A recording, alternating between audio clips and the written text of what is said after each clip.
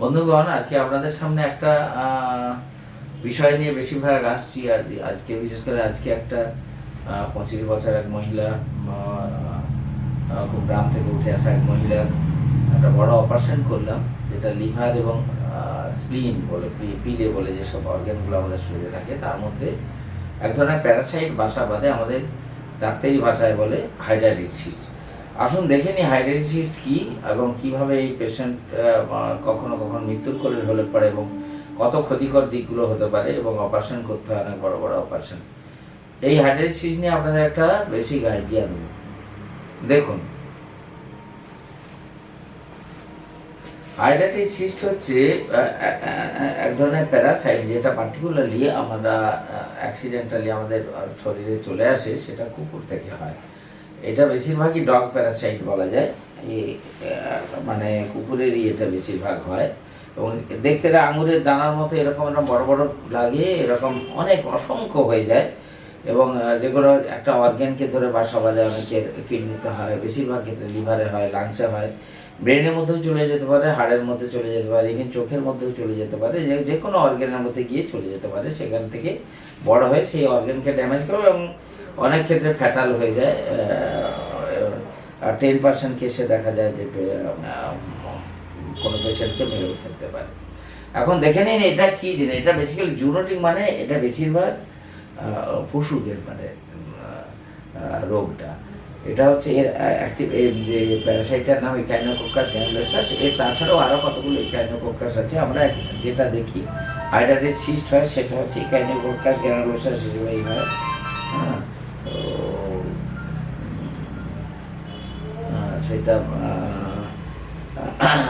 মানুষের শরীরে কীভাবে হয় তার একটা সাইকেল, একটা দিচ্ছি। এই প্যারাসাইটটা 2 to 8 মিলিমিটার, মানে খুবই, মানে 1 সেন্টিমিটারও নয় বলা যায়। তো এইটা দেখতে এরকম 3টে ভাগ থাকে। একটা হচ্ছে স্কোলেক্স থাকে, একটা নেক থাকে, আর তাছাড়া এদের থাকে বডির একটা কতগুলো জিনিস, কয়েকটা পার্ট থাকে, 3টে পার্ট থাকে। তো খুবই ছোট, কিন্তু প্রত্যেকটা জায়গা থেকে যা এদের যে উভাম, যে ছোট ছোট তলার দিকটায় দেখছেন যে এর ডিমগুলো তৈরি হয়, ডিমগুলো আস্তে আস্তে কুকুরের পায়খানার সাথে বাইরে যায় এবং সেগুলো ঘাস টাস এর মধ্যে ওখানে গিয়ে দানা বাঁধে এবং সেই ঘাস যখন ছাগল, গরু বা ক্যামেল দ্বারা এইগুলো খায় এবং তাদের মধ্যে সেইগুলো ইন্টারমিডিয়েট হোস্ট হিসেবে কাজ করে। ডেফিনেটলি হোস্ট হচ্ছে ডগ এবং ফক্স, জ্যাকাল, যেগুলো এদের মধ্যে ক্যানাইন অ্যানিমালসগুলো, আর ইন্টারমিডিয়েট হোস্ট হচ্ছে শিপ অ্যান্ড ক্যামেল, আর অ্যাক্সিডেন্টাল হোস্ট হচ্ছে হিউম্যান। আমাদের হঠাৎ আমরা কুকুরদের খুব আদর করতে করতে আনহাইজেনিক কন্ডিশনে আমরা যদি হাত টাত না ধুয়ে ভালো করে খাই, তখন এরকম খেতে থাকি, তখন সেই ক্ষেত্রে আমরা চলে আসতে পারি। পার্টিকুলারলি যারা অনেক সময় নেমন্তন্ন বাড়িতে যান, দেখবেন বাসন কোসনগুলো লাস্টে বাইরে ফেলে রাখা হয় এবং সেগুলো কুকুর সব চেটে চেটে চলে যায়। এই সেগুলো খুব আনহাইজেনিক কন্ডিশনে প্রসেসিং করে আবার সেগুলো আমাদের ডিনার টেবিলে চলে আসে। সুতরাং এই দিকটাও খেয়াল রাখবেন যে আপনি বলবেন আমাদের সাথে কুকুরের সম্পর্ক কখনোই নেই, অথচ হাইড্রাটিক সিস্ট কী করে হলো।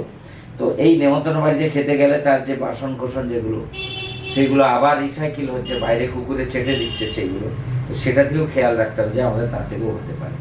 তো এটা মানুষের শরীরে এলে তা থেকে আর রিসাইকেল হয় না। মানে একটা মানুষের থাকলে আপনি তার সাথে যদি থাকেন যে আপনার সেই মানুষ থেকে তার থেকে হয়ে যাবে তা না। সেই জন্য man is the dead host, dead and host বলা হয়। তা সেটা মানুষের শরীরে আর কিন্তু যেতে পারে না।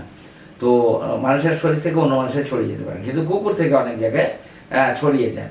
এটা হচ্ছে লাইফ সাইকেল। যে প্রথমে যে অ্যাডাল্ট যেটা, সেটা স্মল ইন্টেস্টিনে থাকে কুকুরের এবং তা থেকে অনেক ডিমগুলো বার হয়। এই ডিমগুলো প্রথমে ডিম থাকে, তারপর অঙ্কোস্পিয়ার হয়, মানে কতগুলো, সেগুলো তারপর সিস্ট তৈরি হয়, সিস্ট হয়ে তারপর সেগুলো আবার যখন কুকুরের ইন্টেস্টিনে যায়, সেই ইন্টেস্টিনে গিয়ে আবার অ্যাডাল্ট হতে থাকে, আবার এগুলো আসে। এবার এ থেকে হঠাৎ একটা দেখুন যে দিয়ে মানুষের শরীরে দেখুন কীভাবে যায়। ধরুন একটা কুকুর থেকে এগুলো ক্যামেল, র্যাম, যেগুলো মানে ছাগল বা পাঁঠার মাংসের মধ্যে বা এর মধ্যে চলে যায়, যে মাটন, তার মধ্যে যেটা হচ্ছে এর মধ্যে যদি যায় তাহলে তাদের ওই লিভার টিভার এগুলো অ্যাটাক হতে পারে। এবার আপনারা যদি কোনো কুকুরকে খাওয়ান, যদি আনকুকড পার্টিকুলার লিভার অর্গ্যানগুলো খাওয়ান তাদের, তাহলে সেই কুকুরের মধ্যে কিন্তু আবার চলে আসবে, আমরা পোষা কুকুর কিন্তু তার মধ্যেই চলে আসবে। এবার পোষা কুকুর থেকে আমরা তাদের আদর করছি, বাচ্চারা খেলছে, সেই দিয়ে সেই কুকুর হাতে যাচ্ছে, তখন মানুষের শরীর সেই যে লার্ভাটা চলে আসে বা যে এগটা চলে আসে, এগ থেকে আবার লার্ভা হয়, সেই লার্ভাগুলো দানাবাদে ডিপেন্ড অর্গান, দেখুন ওখানে লিভার আছে, লাংস আছে, আমরা শরীরে কিডনি আছে, পিলে আছে, স্প্লিন আছে, প্যানক্রিয়াস আছে, ব্রেনের মধ্যে চলে যেতে পারে, এই জায়গাগুলো চলে যেতে পারে। তো এইটা হচ্ছে একটা লাইফ সাইকেল।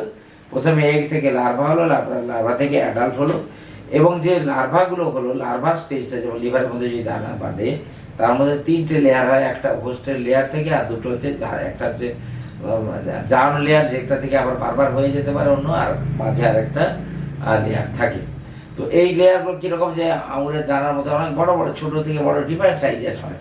এগুলো একটা কি হয়, যে একটা যে লাংস বা লিভারের মধ্যে হলো, সেই যে অর্গ্যানের প্রেশারের এফেক্টে সেই অর্গ্যানটাকে ড্যামেজ করতে পারে আস্তে আস্তে। এবং এই যে একটা করে 2 to 3 সেন্টিমিটার হয়তো কালেকটিভলি 12-15 সেন্টিমিটার থেকে অনেক হিউজ সিজ, একটা পেটে, একটা বিশাল পেটে বড় একটা লিভার থেকে বড় হয়ে ফেটে বেরোবার মতো একটা উপক্রম হয়। এটা লিভারের মধ্যে দানা বেঁধেছে, দেখতে পাচ্ছেন এখানে। তাছাড়া এটার সিস্টেম স্ট্রাকচার যেটা আপনাকে বললাম, যে ইনার জার্মিনাল লেয়ার, এটা এমন একটা ব্যাপার, যেমন রক্তবীজের ঝাড় যেমন বলা যায়, যে আমরা যদি একটা অপারেশন করি, সেই তার রস ফ্লুইড বা স্কোলেক্সগুলো যে সাইডে যদি একটুখানি পড়ে যায়, তাহলে তা থেকে আবার হাইড্রাইটিস সিস্ট হয়ে যেতে পারে। তো সেই জন্য আমাদের অপারেশন করার সময় অনেক প্রিকশন নিতে হয়। দেখ, এইগুলো যদি থাকে, আমরা যদি সিস্ট থাকে, তাহলে কী ক্ষতি করে, তার মধ্যে একটা ইনফেকশন হতে পারে। আর তাছাড়া সিস্ট কখনো রাপচার হয়ে যায়, অ্যানাফাইলেকটিক শক, ইমিডিয়েট পেশেন্ট মারা যেতে পারে।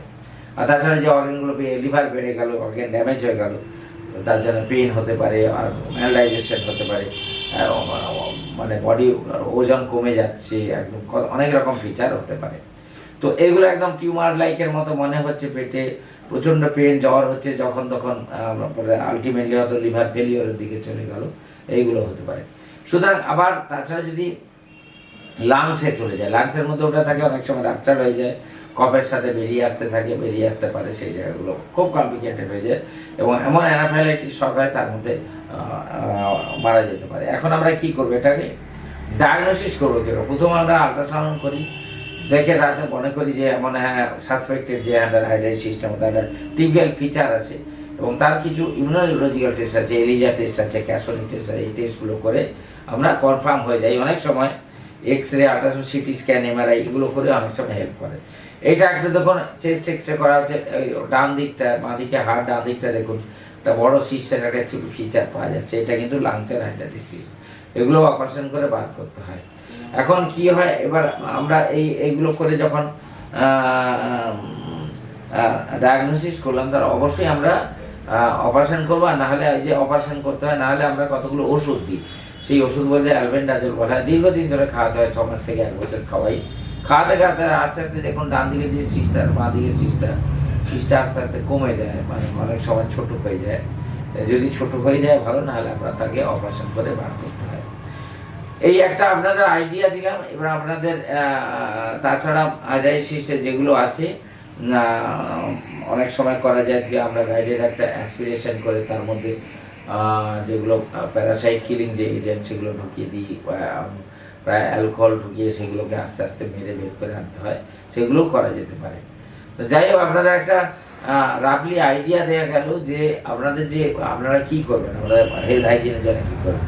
যে কুকুর পুষবেন, নিশ্চয়ই অনেকেই কুকুর পোষে, তার শখ থেকে পোষেই। কুকুর একটা গৃহপালিত প্রাণী বলা যায়, এবং অনেকে এটা নিয়ে অনেকটা তাদের বর্ডম কাটাতে পারে, তাদের একাকিত্ব কাটাতে পারে। কিন্তু এদের রেগুলারলি ডিওয়ার্মিং করবেন, এবং এদের যে খেতে দেবেন, যেগুলো অ্যানিম্যাল অর্গ্যান খেতে দেবেন, সেগুলো যেন ওয়েল কুকড হয়। পার্টিকুলারলি যদি আমরা খুব হাই প্রেশার কুকারে যদি আমরা রান্না করি, তাহলে তার মধ্যেই সিস্টগুলো মরে যায়। আর তাছাড়া রেগুলারলি যারা কুকুর হ্যান্ডেল করে, তারা রেগুলারলি ডিওয়ার্মিং একটা করতে হয়। তাছাড়া মাঝে মাঝে কিছু ইনভেস্টিগেশন করা দরকার তাদের আছে কিনা। আর আপনাদের বলেছি নেমন্তন্ন বাড়ি গেলে আপনাদের দেখবেন অনাগত কুকুর তো যাবেই সেখানে, এবং কুকুররা সেখানে একটা আমাদের কি বলা যায় ইকোলজিক্যাল ব্যালেন্স একদিক থেকে তো আমাদের ফেলে দেওয়া খাবার করছে ঠিক, কিন্তু কুকুর থেকে যেহেতু হয় তাহলে সেই কুকুরের লালা জাতীয় জিনিস এগুলো যদি অ্যাক্সিডেন্টালি আমাদের এতে চলে আসে সেই কন্টামিনেটেড বাসনপত্র কোষণের দিক থেকে, সেইগুলোর দিক থেকে আপনারা শিওর হবেন। আর অনেক জায়গায় আছে সেই পোর্সিলেন বাসন টাসনগুলো আবার ভালো করে গরম করে নেওয়া হয়, গরম করে তারপর আস্তে আস্তে সেগুলো সার্ভিস জায়গায় যায়। আর যারা করছে তারা অনেক ডগ লাভার আছে, আপনি যদি রাস্তার কুকুর টুকুর যদি মনে করেন ডগ লাভার থাকেন, তাহলে আপনি যদি রাস্তার কুকুর ভালোবাসেন তাহলে তাদেরও নিয়মিত ডিওয়ার্মিংগুলো করাবেন। তাহলে তাতে কিন্তু আমাদের এই যে ড্রেডের ডিজিজ প্রচুর লোক, আমি বছরে অন্তত এরকম ধরনের 5-6টা কেস তো অপারেশন করতেই হয়। প্রত্যন্ত গ্রাম থেকে আসে, এরা এসছে অনেক, পান্ডুয়ার একটা প্রত্যন্ত গ্রাম থেকে, এর আগে সে মুর্শিদাবাদ থেকে এসেছিল। এরা অনেকেই রাস্তার কুকুর ভালোবাসে, কিন্তু তাদের তো আমরা ভালোবাসার মধ্যে তার ডিওয়ার্মিং করাই না। তো এগুলো করানো দরকার, বা তাদের যে আমরা কাঁচা জিনিস অর্গ্যানসগুলো খেতে দিচ্ছি, অ্যানিমেলস অর্গ্যানস, সেইগুলোর দিকেও খেয়াল রাখতে হবে। তো তাতে যদি আমরা এই হাইড্রোসিস থেকে মুক্ত হতে পারি। নাহলে এদের অর্গ্যান আরেকটা কি, যেমন এরা অনেক সময় স্পন্টেনিয়াস বাইরে বাস্ট করতে পারে, অনেক সময় বিলিয়ারি ফিস্টুলা করে, সিভিয়ার কোলাঞ্জাইটিস রিয়াকশান করতে পারে, এগুলো কিন্তু শরীরের পক্ষে ভালো না এবং অকালে মৃত্যুও হতে পারে। এই আবেদন রাখলাম, আপনারা গৃহপালিত পশুর দিক থেকে কিভাবে আপনারা মুক্ত হবেন সেইগুলো নিজেরা খেয়াল রাখবেন, হাইজিন মেনটেন করবেন। অবশ্যই আমি কুকুরের বিরুদ্ধে বলছি না, কিন্তু সেগুলো দিকে নেমন্তন্ন বাড়িটার এগুলো জায়গা থেকে, সব জায়গাগুলো থেকে আপনারা সতর্ক থাকবেন, তাহলে দেখবেন এটা থেকে আমরা মুক্ত হতে পারবো, আর আমাদের স্বাস্থ্য সেদিক থেকে ভালো থাকবে। মর্টালিটি রেট 0.9 to 3.6%, 100 জনের মধ্যে 2-4 জন মারা যায়, এটা কিন্তু কম নয়। আর রেকারেন্স রেট এটা অপারেশন করার পরও হতে পারে 11%। তো আমরা তার ক্ষেত্রে সাধারণত বারে বারে আমরা অ্যান্থেলমেটিক বেশ কিছু দিনের জন্য কৃমির ওষুধ খাইয়ে যেতে পারি। অনেকে বলবেন বাবা কৃমির ওষুধ তো একটাই খাই, এতদিন ধরে খেতে পারে? হ্যাঁ, কিছু কিছু ক্ষেত্র আছে যাদের অনেক দিন ধরেই খেতে হতে পারে। এই বার্তাটা দিলাম, সবাইকে নমস্কার জানিয়ে শেষ করছি।